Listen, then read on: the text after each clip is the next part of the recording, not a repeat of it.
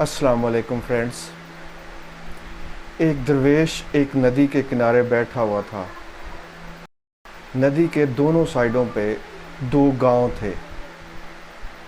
ایک آدمی درویش کے پاس آیا اور اس سے پوچھتا ہے کہ میں ندی کے پار والے گاؤں جا رہا ہوں, وہاں کے لوگ کس طرح کے ہیں؟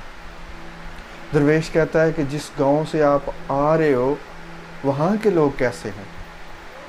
تو یہ آدمی کہتا ہے کہ وہاں کے لوگ بہت برے ہیں. درویش نے جواب دیا, جس گاؤں میں جا رہے ہو نا وہاں کے لوگ بھی برے ہی ہیں. کچھ دیر گزری کہ ایک اور انسان آیا. اس نے بھی درویش سے پوچھا کہ میں اس ندی کے پار والے گاؤں جانا چاہ رہا ہوں, اس گاؤں کے لوگ کس طرح کے ہیں مجھے بتا دیں.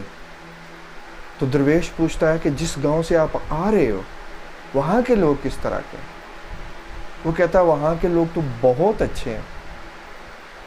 درویش نے جواب دیا, اس گاؤں کے لوگ بھی بہت اچھے ہیں.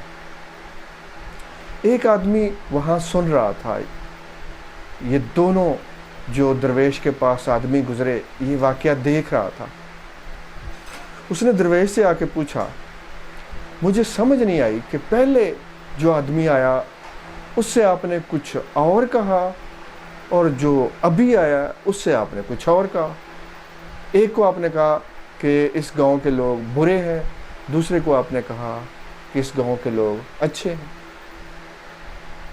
تو درویش نے کہا کہ جس کا پچھلے گاؤں میں اچھا گزارا نہیں تھا, جس کو پچھلے گاؤں والے برے لگے, بہت زیادہ چانسز ہیں کہ اس کو یہ گاؤں والے بھی برے لگیں گے, اور جس کو پچھلے گاؤں والے اچھے لگے اس کو یہ والے بھی اچھے لگیں گے.